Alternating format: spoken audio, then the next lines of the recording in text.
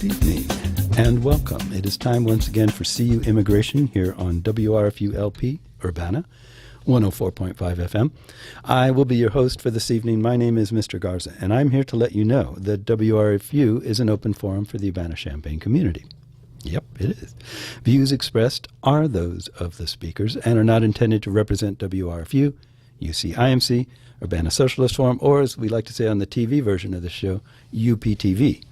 These views are our own, and by our, in this instance, if not in any other, I would like to introduce or have, God, I've totally messed that up. It's so stupid.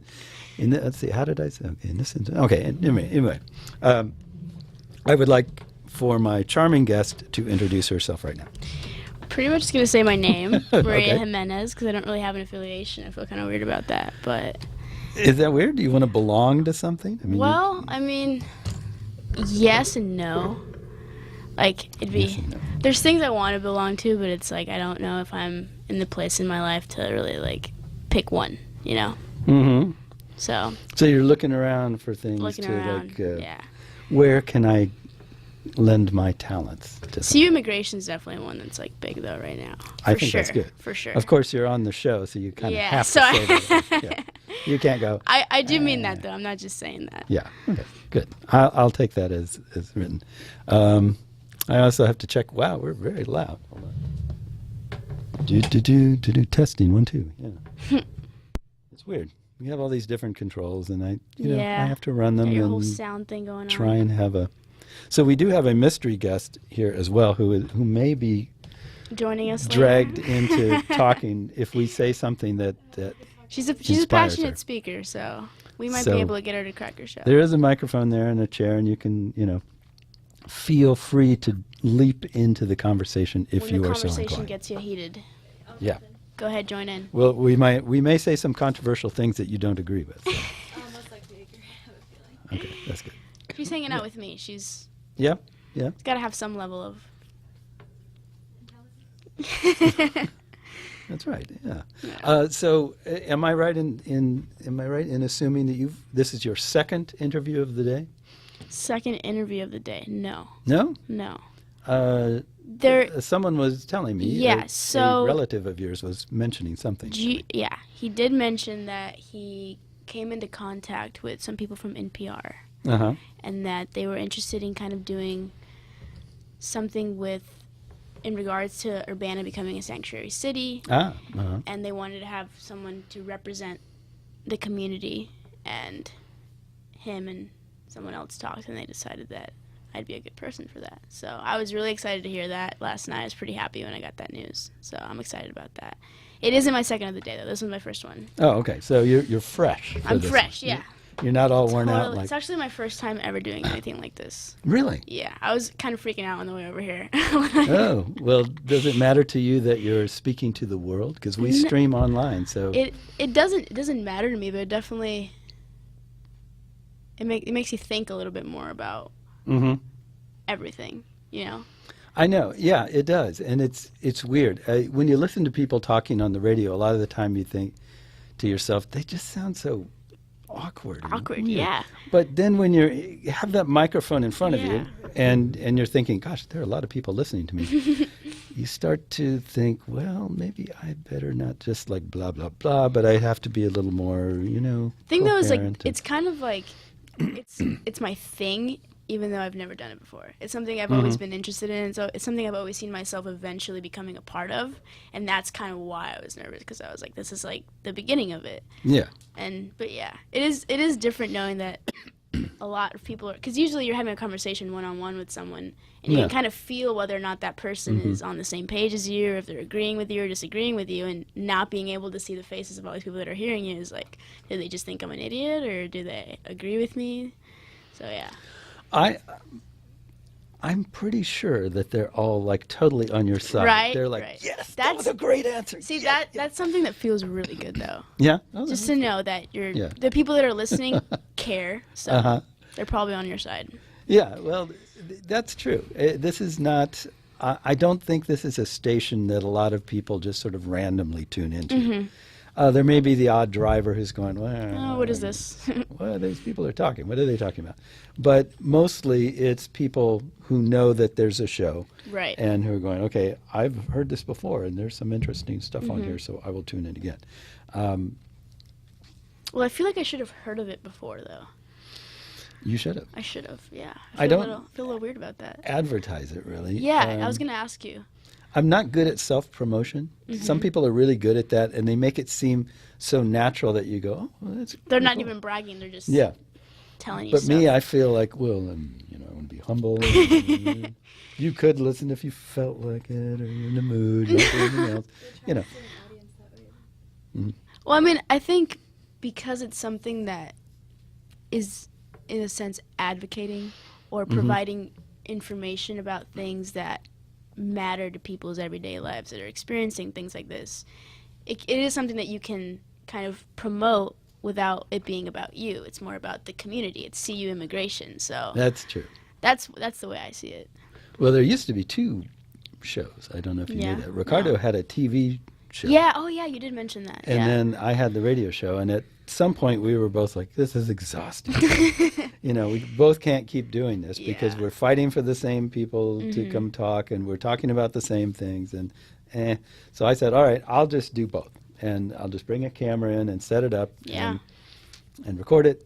It's going to be It's very essentially low the tech. same thing. Well, it was a lot nicer looking. He had a camera operator, and he had a little set.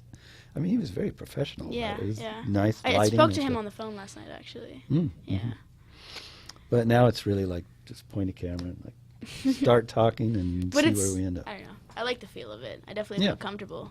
So you see yourself in show business someday? I wouldn't say show business, The media. but I Media. think I care a lot about a few, like not a few things, but a lot of things. And Mhm. there are things that I don't have any trouble talking about Yeah. or being open about. And I think, like today, for example, I was like, wow, like I wish I would have done more like research or something so that I would have come in with all these like statistics and stuff. But like at the same time, that's not as important as someone who has genuine passion Yeah. for something that they care about. And that's something that I could see myself doing, is being on shows like this or things like that, talking about the things that I think some people might not have a voice for.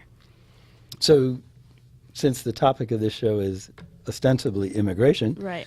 is a topic that you care about? I mean, of course, it's something that I live with every single day. It's like probably the biggest factor in who I am, even though it was difficult to admit that early on, you know, Mhm. because it's kind of like you don't want to like go up to someone and be like, I'm an immigrant and all this Uh-huh. stuff. But I mean, with everything that's been going on lately, it's something that has felt more and more like I need to make this known and I need to talk about it Mhm. because I didn't talk about it for a long time.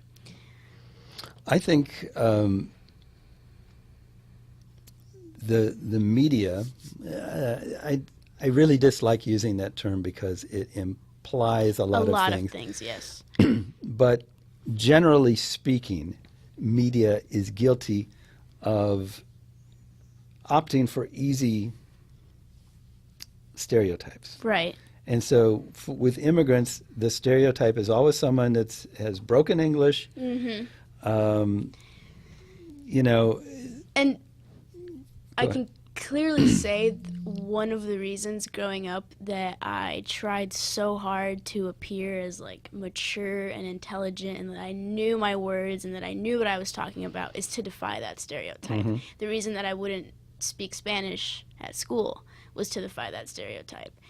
The reason that I feel so passionate about like English and that English classes were my favorite when I was in high school was because I wanted English teachers to be like, wow, that's so impressive that you were an immigrant and you were in ESL and now you're in these advanced classes. And it wasn't until very recently that I realized that I wanted to appear as smart because I wanted to appear as not that stereotypical immigrant. right. But in the process of doing that, I strayed away from the immigrant part, which now I'm trying to put together as one. And so, correct me if I'm wrong, but you probably weren't even aware of the stereotype as a stereotype. Yeah. It was just something you, like, I don't want to be like that. I don't want to be like Whatever this that image. is. But I didn't even know what that image was. I just didn't want to be. Yeah. I mean, especially being undocumented for so long, that was really hard because I didn't just avoid the conversation. I would go out of my way to make the person believe that I was not undocumented. Right, right. And this was something I was doing as a 13-year-old kid. I just knew that when I went home, it was something that I couldn't avoid, and that in public, I could make it my own way. And that's pretty sad, honestly, when you really think about it. But it's important to recognize how these things go to forming our identity. I mean, for sure. Identity is such a plastic thing. You know, it's always changing, and as Which the academics I say, struggle with that Yeah. a lot. I struggle with that because every time I feel like I'm coming closer and closer to this is who I am. It's like something happens and all of a sudden it's like, wait, no, you have no idea again. yeah, I don't think you ever become. You're just always becoming. Right, You're always in the right. process of becoming yourself. But I feel like a lot of the things that we do as individuals, and they're probably things that are like implemented us through society, is reaching that goal of who you are instead of like who you can become. And you know, you there's this idea of growing, but what people don't tell you is that you never stop growing and that it keeps happening. Right. That, I mean, even like my parents, I see them change and grow and all the time. It never truly just stops. And that's something I've had to realize that, you know, because you look back like 2 years ago and you're like, oh my God, who was I 2 years ago? And then I know that like 2 weeks from now I'm going to look back at like something I'm doing right now and be like, what was I doing? Yeah, So, exactly. yeah. Well, I think the process of becoming who you are, this is my theory about it, is that you're always fighting to the balance between, because who you are is who A combination. we think you are, Right. and who you feel There's- you are. So you're trying to balance that out so it doesn't Right. tip too far the wrong way. Right. And I think to me, the way I kind of see it is it's kind of in layers almost. And it's like the force of like who you want people to think you are, the force of who you would like to be, the Right. force of who you were, the force of all the, because everyone that knows you has kind of a different idea of you, and you can kind of manipulate those ideas with people to make Talking about you. to make them, you know, see you different ways. I mean, everyone can clearly admit we open up to different people in different ways, Oh, and right, completely yeah. at different levels, Absolutely. and we have a lot of control over that, and that is confusing too. And I just think there's definitely a lot of layers to it, and it's not just something as simple as like this is who I am, because it's our emotions, our knowledge, our experiences, and that's constantly changing. So you're constantly changing, and that to some people is motivating, and to other people it's scary. To So- me, it's both. Do you suppose that you think about this sort of thing more, or have come to be a person that thinks about this sort of thing more because of your immigrant background, because of that struggle throughout your life? Definitely. But the thing is that I didn't realize that until kind of recently, honestly. Uh-huh. Like I've known like growing up that there was something about me that was just a little bit more intense than other people. And I think a lot of that comes from the life that you live at home and then the life that I was living outside of home, because there were two completely different things. Right. Language has a lot to do with that. Culture has so much to do with that. And that's one thing that is the balance between American culture and then the Costa Rican culture that I have, and trying to find a balance between those while still making my parents happy, but still, because now I'm at the point where, you know, I feel like, I don't feel like it, I know that if I went back to Costa Rica, I'm not, you know, I'd be a stranger there. And that's kind of something that's really hard to deal with, because to American people, I'm foreign, and I'm this extravagant thing who speaks a different language at home and has all these cool culture things and eats all these interesting foods, but I'm very Americanized. And when my family comes and visits, I see the difference in us, and I see the merge of two cultures. American in comparison to my parents, but in comparison to my friends, I'm Costa Rican. And that's something that's really hard when it comes to your identity. Yeah. I'm second generation immigrant, so my parents came here, but then I was born here. Right. And what you just said reminded me of something. I grew up living in, the wastelands of central Illinois. I was probably, I think, as far as I knew, I mean, there may be more, but as far as I was aware, I was one of like 2 Mexican kids Wow. in that I had ever seen or heard of. That's insane. Up until I was like in my teens or so. And because the weird parent stuff, which I won't go into, I had never met anybody from my extended family. Mm-hmm. So when in my early teens, I got a job offering out in California, and I thought, oh man, this is going to be great. I'm going to be in LA. Yeah. I'm going to be around my people. Yeah. Finally, Yeah. I'm going to be in a place where I belong, because I grew up just always feeling Isolated. just Yeah. odd. Like, okay, I don't really fit in. I'm not really, What am I? yeah, exactly. So I went out there, and I remember getting off the plane and, going around and seeing Mexicans and going, oh my God. And there's like nothing, Nothing. a whole Yeah. universe away from me. Totally. Yeah. And I felt so like, I don't even know how to describe it. It's like, I don't belong anywhere. It was the weirdest feeling. I just don't belong anywhere. I still feel that way. Yeah. I sit in a room of Hispanics sometimes, and I feel a closeness for sure, Uh-huh. but I still feel different. Yeah. And then, which is confusing to me. I haven't exactly completely been able to figure it out. So I don't know if I should even be talking about it. But there's something that's different. I don't know if it's. There's a lot that's different. I definitely feel a lot different than my family. Mm-hmm. I think that might just be the way that I think about things. I think maybe I question a lot more than they do. Mm-hmm. They kind of just let things, I don't know, be, and I can't do that, and that's something that's always made me different than them. So I don't know if it's an emotional thing or if it's a culture thing or what it is, but I know that something in my identity makes me feel different. Yeah. Well, culture is basically a set of rules for how you operate. And Yeah. it's like, this is your operating system, I guess you might call it. I don't fit into the operating And system. if you don't, Right. if you have like dual operating systems, that's really weird. Like, well, you use a key command for this, but that won't work on this one. You have to use the mouse for Right. that. And that's the merge know. of two different cultures that is Yeah. so confusing. It's very. But the thing is, confusing. I mean, I love the culture that I see in my parents when it's the way that my mom throws herself into her cooking. Yeah. The way that she does it with some kind of like need that I've never seen in anyone else. It makes her truly happy. And and Hispanic moms in general, I think they want the way they treat their children. They want to like. My mom wants to feed me and see me smile when I'm eating and know that the food that I'm eating tastes good. And she just wants all these. I don't know. That's something to me that's really important. Knowing that I have so much family in Costa Rica and just wondering, knowing that I was born in a country such a long time ago that I haven't been to since I was 3 years old. Oh, wow. 3 years old. Yeah. I mean, I'm 19 now, so So your first English is your second language. English is my second language.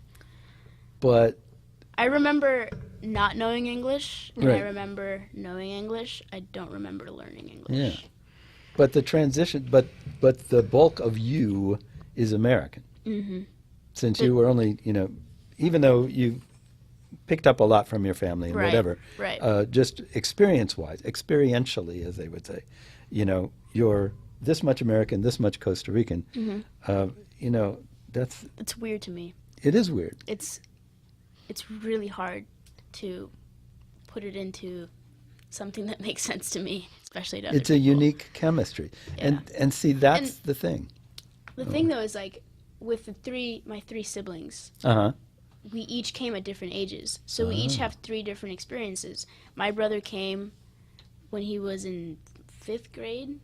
Oh, okay. So he had what I would say probably one of the hardest experiences because he had to learn English, I think, at a stage where you're starting to be embarrassed about everything. Right. And that was probably really hard. And he had known, Costa Rica for a long time, so that must have been hard. My younger brother came when he was 3 months old. So the United States is all he knows. Right. He doesn't have any concept of Costa Rica. He doesn't. Mm-hmm. He knows that it's part of his identity because of our family, but himself, I don't think he truly has. Because I still remember Costa Rica. I can think back to the house that we lived in and the way that it looked and all these things, but he doesn't have any recollection of that. So we've all had 3 very different experiences in the United States. And then your parents is yet another level of. Right. That was probably a big, Right. really big change. And for them, they still carry that whole, over time, a lot of things in the past recede. I mean, they don't disappear. Right. They're always there. The building blocks that are in you are always part of your foundation, but Right. they get farther away from where you are, and you don't look at them The the way same my dad talks about Costa Rica, he remembers every detail. Mhm. He remembers, how long he would have to walk from place to place. He says that if you took him back right now, he could tell you exactly how to get from here to here, that he remembers the roads and the places and all these things. And to him, it's still a very, very vivid memory. Yeah. And I think he gets confused from time to time between would I go back or should I stay here? I've seen him go through phases where he's like, yeah, I would definitely go back. We should go back. Sure. And other times when he's like, no, I'm not going back. My mom does not want to go back whatsoever. Really? She Okay. is happy here. She wants to stay here. This is where she wants to live. Uh-huh. So they have 2 different views on it themselves. My dad fell in love with the United States on a business trip. When Oh. he still lived in Costa Rica, and he was like, I Yeah. want to move to the United States. And my mom was like, no, I don't want to do it. I don't want to do it. I don't want to do it. And then she moved here, and she loved it. So, Uh-huh. So you can't really realistically answer questions about impressions of the U.S. prior to coming here, really, because you probably had some vague I idea. remember my impressions of taking a plane and going somewhere far away. Yeah, Because that was implemented on me. Really, they were like, we're gonna take a plane, right. and we're gonna go somewhere far away, and you have to say goodbye. That's what I remember. I remember the day we left. I remember saying goodbye. But when you're that young, your concept of goodbye is, Yeah, I'll see you in 2 hours, okay, not bye. right. So Right. that was, I knew something big was happening. I Right. just didn't know what it was. Uh-huh. And the first couple years in the United States are really blurry to me. I don't remember what it was like when I first came. I don't remember my first impressions. I don't remember the way the air smelled or the first American food that I had. Mm-hmm. But I remember very clearly when I started to realize that culture at home was different than culture at school. Oh, really? That was a yeah. big thing to me. Wow. Because I was like, this is really confusing. Why is there one language at home and one language Mm-hmm. at school? Why am I being forced to learn this language? Why can't I communicate what I want? Language barrier was a huge thing to me that I think really affected me as a kid Yeah. a lot. That was and I don't know if it affects everyone the same way. I know definitely developmentally it affects people, but to me, that was something that affected me emotionally a lot. Well, language is more than words. It's yeah. it's a whole kind of Way of viewing the world. Yeah, and for example, an interesting thing. I had some friends who were from California, Southern California. They were both Mexican, and they had a child here, Mm-hmm. and so they were trying. They really wanted to teach her to be bilingual, Mm-hmm. and she just had no interest in it. Nope. English. And if She there's no knew. interest, it will never happen the way that you want it to. Yeah, English was the way that people communicated in the space that she I knew. worry about this actually a lot Really? because I want my kids to speak Spanish. But I think about it this way. I mean, the Spanish that I learned from my parents is not 100%. I didn't learn everything they taught me. Oh, right. I'm sure I'm bilingual, but I don't.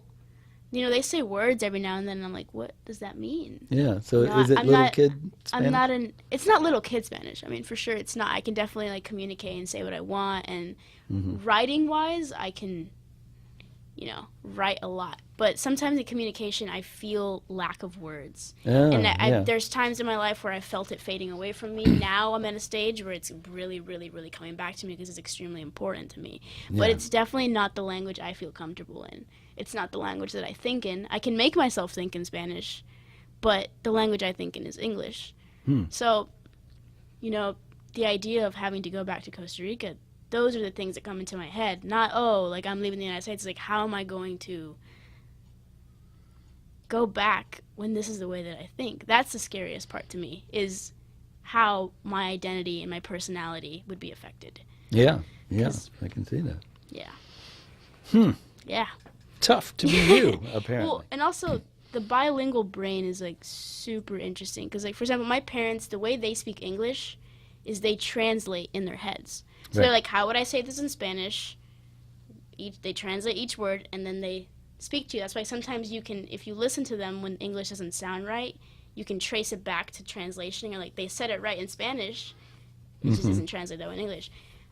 I have a different way of it because I learned it out of complete necessity. I had to learn the language to be able to communicate. Same with Right. my brother.